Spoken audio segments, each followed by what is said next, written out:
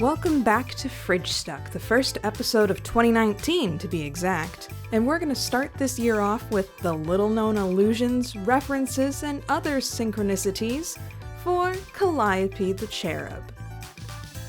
Calliope's name most blatantly derives from Greek mythologies, Calliope, called the chief of muses according to poets Hesiod and Ovid. Wise and assertive, she was the muse of eloquence and epic poetry, which explains why Homestuck's Calliope is so proper in her typing quirk, and why she is so obsessed with Homestuck, an epic poem by definition.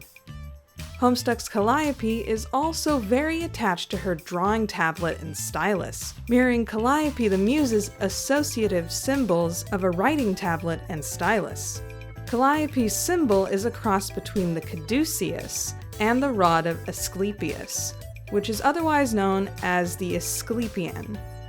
Asclepius is the Greek god of medicine and physicians, with the Asclepian as his symbol.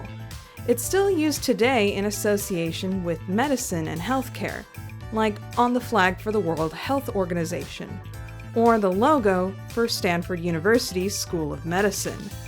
However, due to some symbol confusion from the U.S. Marine Medical Corps, the caduceus is often incorrectly recognized and used in North America for medicine and health organizations instead. Meaning wand or staff of heralds, the caduceus is a symbol most often connected to Hermes, the messenger of the Greek pantheon, and the god of trade, thieves, sports, a lot of random things now that I think about it.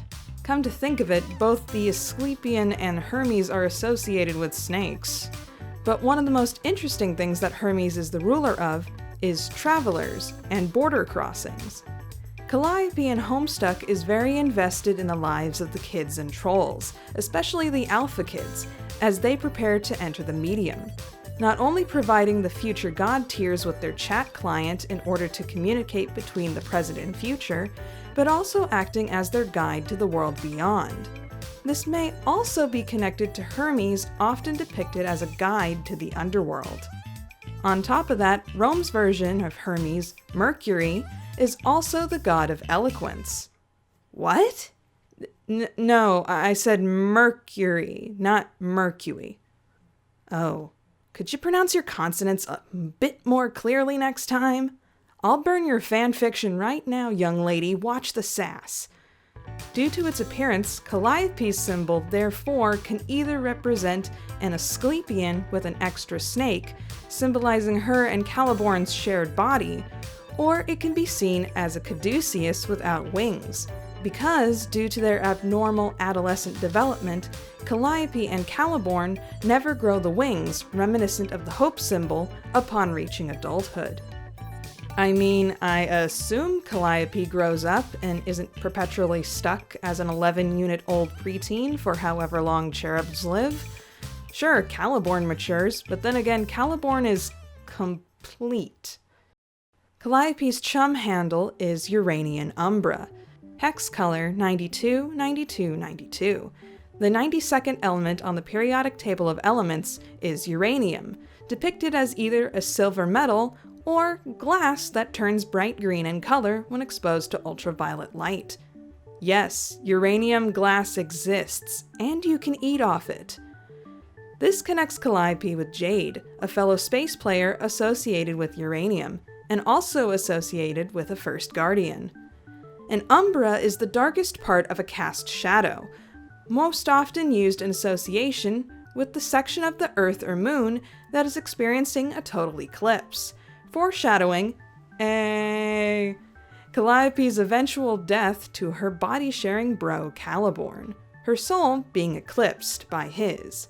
It's also mentioned in the comic that Calliope likes the topspin, aka the English, on Uranus's rotation, hinting at Lord English. Other possible connections are Uranus the Magician, a movement in Gustav Holst's orchestral suite, The Planets, or Urania, the Muse of Astronomy. Calliope's constant use of English slang and accent in her typing quirk not only touches upon her connection to Lord English, but is also a reference to her lime-colored blood, as limey is a derogatory term for a British person. I wonder, if Calliope and Caliborn share the same vocal cords, do they sound the same? That'd be hilarious. Like most things in her life, Calliope's strife specibi have a penchant for duality, as she wields pistol kind and wand kind with the same weapon. However, we only get to see dead tier Calliope and Lord English use her wand effectively. Now let's talk about one specific part of the Cherub diet: special stardust! In real life, stardust is solid elements extracted from meteors that existed before Earth and our sun were made. Stardust only makes up a small fraction of even crazier space dust that exists in the solar system, like the clouds in the Crab Nebula, the rings around Uranus, or, I don't know, the building blocks of existence. This can also connect to the chat client handles and elements of DNA. But for the Cherubs, it's a reference to RNA and dominant recessive genes, where 2 capitalized letters represent dominant genes and 2 lowercase letters represent recessive genes. Not to mention that DNA is a double helix, while RNA is a single strand. When it comes to books, Calliope might have a fair number of illusions connected to her. For example, Middlesex by Jeffrey Eugenius, published in 2002, follows the life and times of protagonist Callie, an intersex man.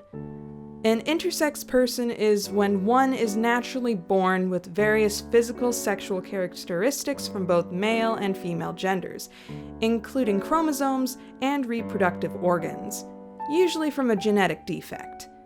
Cal in the book suffers from a genetic deficiency that's really hard for me to pronounce, because incest in this time and age is always bad, kids. And because of this genetic disorder, he displays some female attributes. Another series/movie our benevolent Cherub is associated with is The Wizard of Oz, with Calliope cast as the Wizard of Oz herself. What with her green skull, hiding behind a curtain, and magic being hella fake. Calliope is quite the artist, which means Andrew Hussey had nothing to do with her pieces. I kid, but the true creator of the art in Calliope's home is Shelby Cragg. Shelby Cragg was also the cover artist for the Colors and Mayhem albums, the Land of Colors and Mayhem being the name for Caliborn's main planet during his game session. Speaking of reused art assets, take a look closely at the posters in Gamzee's room. The horns on the clown on the left look like the perfect U shape for the Ophiuchus symbol, while the clown on the right shares horns in the design of Calliope's trollsona, Calliope. Or Calliope. Calliope's trollsona happens to resemble a figure from Homestuck's Earth fiction, Calmesis, antihero and antagonist of Alpha Rose Lalonde's book series, Complacency of the Learned. Appearing in the Betaverse as a wordy work in process, almost 2,000 pages into the webcomic. White-haired with gray skin and dressed in a green suit with red bow tie, Calmesis resembles Calliope, but their violent rebellious actions and the additional note of an androgynous appearance hint at Caliborn, showing that even in an alternate reality, Rose is a competent seer. Calmesis/Caliborn wins supporters, kills the 12 elders, the trolls, in order to reach Zazarpan/Calliope, the 13th wizard. Zazarpan the Learned is forced to play a chess game, a game he is reputed to be unbested in, similar to Calliope. The chess pieces that Calliope and Caliborn own even look similar to the book covers, and Calmesis is shown to wield a white wand. It's also shown that Calmesis also has shackles on both ankles depicting the cherub's symbols, and uses a white magnum. In a paradoxical sense, Calliope is unwittingly cosplaying herself in her troll form. Hussey, less so. Wait. Huh? Cal, my sis? Get out, get out, get out, get out. Of course, Calliope's clothes make her look similar to another character from one of Andrew Hussey's other works, Whistles and the Starlight Calliope. I learned that the instrument is pronounced Calliope, and the name is Calliope, by the way. Anyway, Whistles the Clown wears a similar colored jacket and tie. He has an odd family dynamic with the comic's swirly bearded villain Pendlecoat, and of course, the name of the Starlight Calliope Circus itself. Calliope is the muse of space, possibly the only one in the entire existence of Homestuck's universe. Said to be in a female-only class, Calliope is also in the most passive class available. You'd have to be pretty dang passive to be hiding in the dream bubbles for most of your screen time, doing nothing of consequence except to be a motivation to search the dream bubbles and to kick Caliborn where the green sun don't shine. That might be the point, actually, as classical muses were said to inspire others towards greatness, so a muse hero might do the same. Muse heroes are also speculated to indirectly influence or even conduct others to do their aspect's work for them. However, this might be largely due to the space aspect itself, as Calliope has stated, and was later confirmed by the aspect quiz, that space is typically a passive aspect with great power, falling back and hosting the stage before suddenly in some way showing who is truly the master and then collapsing in on itself. Both versions of Calliope show this, her dead tier version effectively breaking the cosmos, and her canon version space in the dream bubbles literally has a stage. I wonder, space is the passive aspect, literally the opposite of time. Does this mean that there can logically never be a muse of time? Weird theory out of nowhere. Sorry, let's continue. Being the opposite of time, space is the creation aspect, connected with life and creativity. The space players we've seen tend to fall into these categories naturally. Botany, motherly personality traits, including communing with Echidna, the mother of monsters, sewing, art, reading, writing, even the color green, Hussey, are all areas they enjoy and thrive in. An interesting thing I found out researching for this episode is that the space symbol resembles a Borealis, a Georgian symbol of the sun, with 7 rotating wings. It's related to the Armenian eternity sign, the sun cross. The name Borealis literally translates as strong shining, referring to the sun, or alternatively, the flow of time. This reminds me how Dead Tier Calliope mentions that the time and space aspects are naturally different, but are in ways still very similar, like the opposite sides of a coin. Likewise, Caliborn and Calliope can be seen as 2 sides of the Homestuck fandom.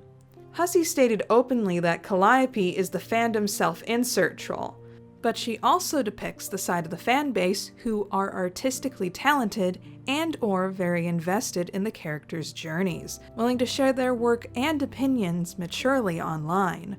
Or, if they're lucky, getting to join in the creation of Homestuck itself. Meanwhile, Caliborn could be seen as the dark side of the fandom, who childishly troll non-fans who are just minding their own business on social media. He may even represent Homestuck haters, who attempt to bully others due to the internet's oversaturation of Homestuck fanbase content. Wait, you're counting Homestuck haters as part of the fandom? Well, aren't people who are fans of hating on you still technically your fans? If they really didn't care that much about it, wouldn't they just ignore it or not be so reactionary? Fair point. Have you ever gotten death threats from a Caliborn-esque Homestuck hater? Yeah. Did you tell them to die? No, I blocked them. Pansy. This is why the cat is the brains of this operation.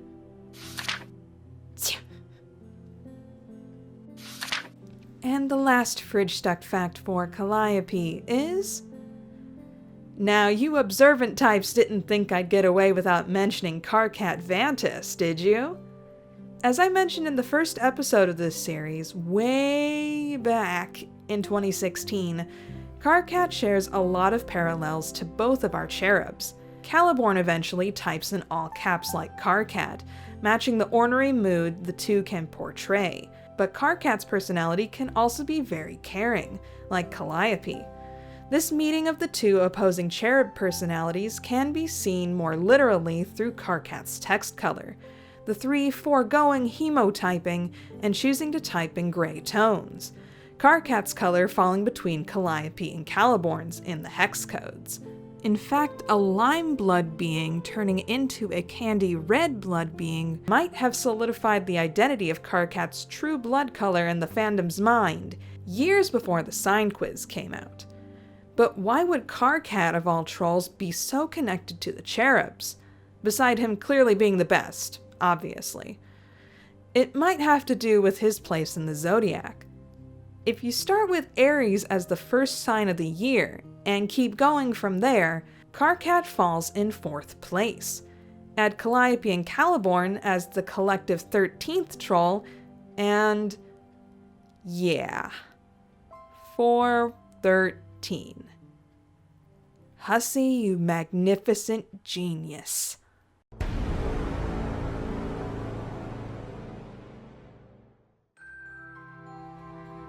Thank you guys so much for watching this Fridgestuck episode for Calliope. I hope you enjoyed.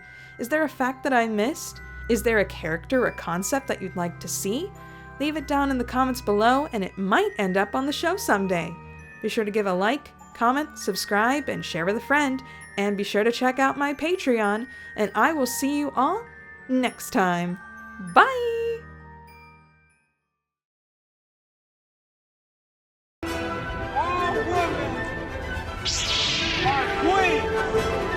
If she breathes, she's a god!